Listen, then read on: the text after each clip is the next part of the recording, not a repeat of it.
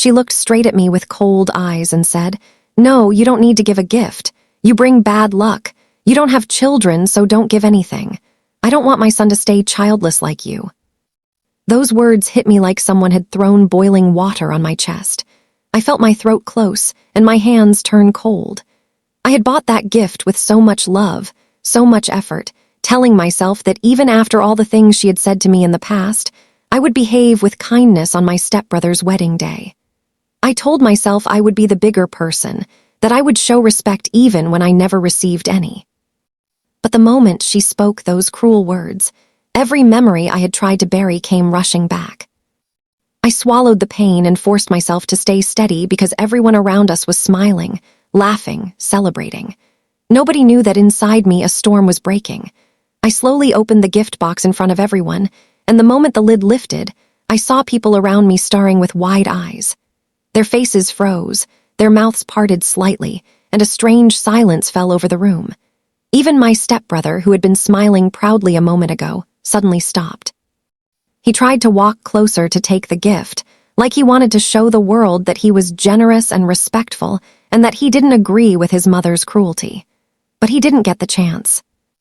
I took a deep breath, lifted the gift with both hands, and handed it, not to him, but to a poor waiter standing at the side of the hall.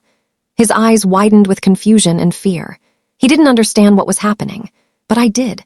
It was the first time in my life I chose my dignity over pleasing people who never valued me. A strange calm spread inside me as I placed the expensive gift in the waiter's shaking hands.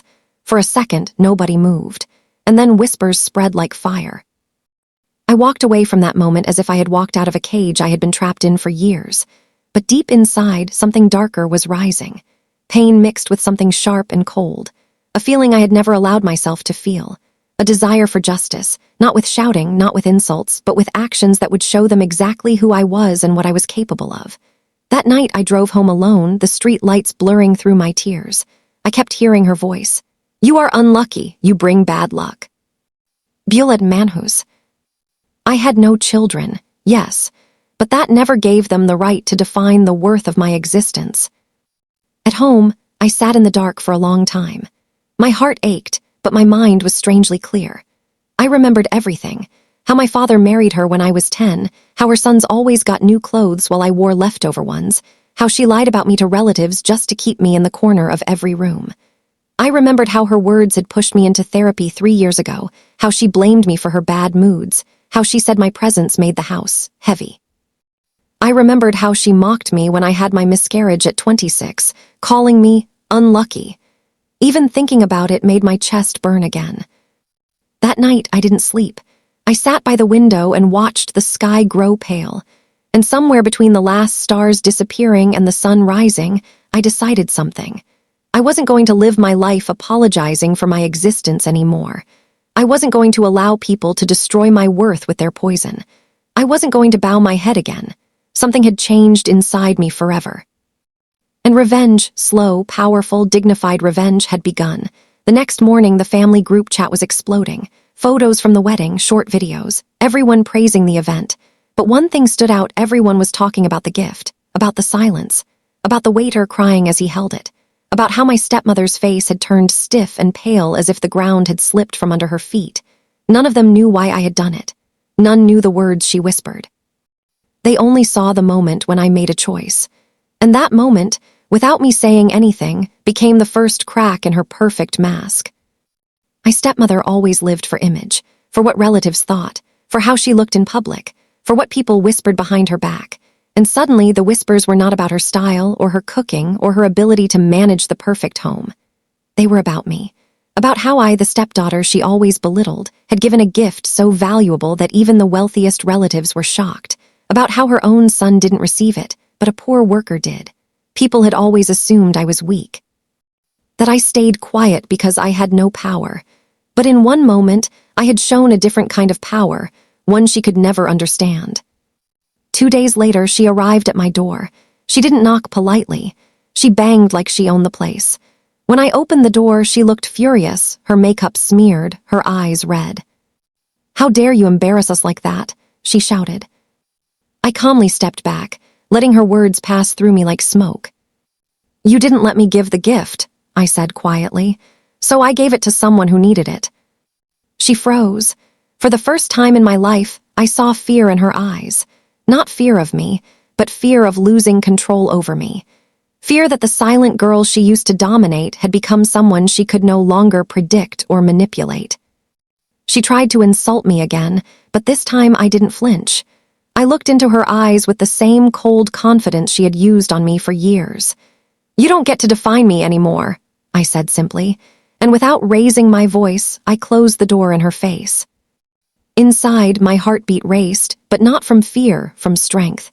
I realized how powerful it felt to finally draw a boundary, and I wasn't done. That week, I met with a lawyer, not to sue her. No, that wasn't the revenge I wanted. I wanted something cleaner, smarter. I wanted to take back everything she had taken from me emotionally, and I wanted to build a life so strong that she would never again have the power to look down on me. I began with myself.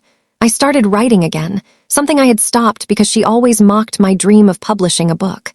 I applied for a better position at work, something I had avoided because she always told me I was not leadership material. I joined a support group for women who had faced emotional abuse from family members.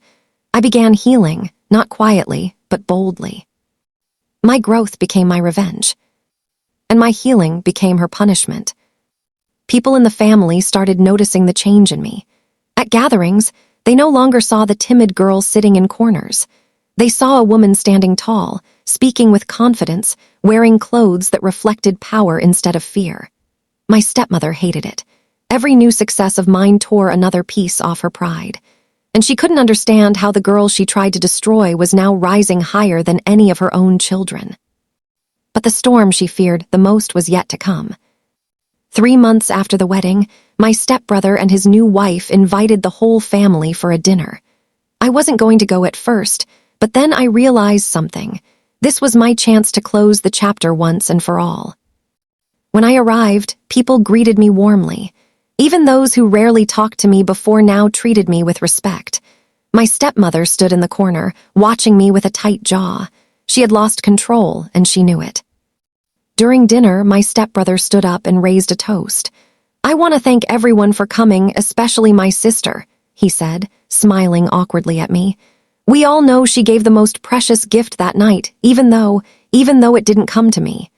Everyone laughed softly, but my stepmother stiffened. He continued, "I want to apologize to her today. I know she was treated unfairly, and I want her to know that she deserves respect." The room fell silent. My stepmother's face turned chalk white. Her own son, publicly admitting she had been wrong, publicly defending me, publicly recognizing what she had never accepted, that I was his sister and I had worth. I stood, and instead of saying something dramatic, I simply said, "Thank you. I'm building a new life now, and I hope all of us choose kindness moving forward." But my stepmother couldn't hold back. She burst out, "She is trying to turn everyone against me. She wants to prove she is better than my children." Her voice cracked with desperation. I looked at her with calm eyes. "No," I said softly. "I am just finally proving to myself that I am enough." With that, I walked away from her, not angrily, not with tears, but with a dignity she could never destroy again. That night, I returned home, sat in my living room, and felt something I hadn't felt in years: peace. For the first time in my adult life, I wasn't carrying her words inside me like wounds. I had taken back my voice. I had taken back my worth. My revenge had never been about hurting her. My revenge was becoming someone she could never break again. And in that silent victory, I finally found myself.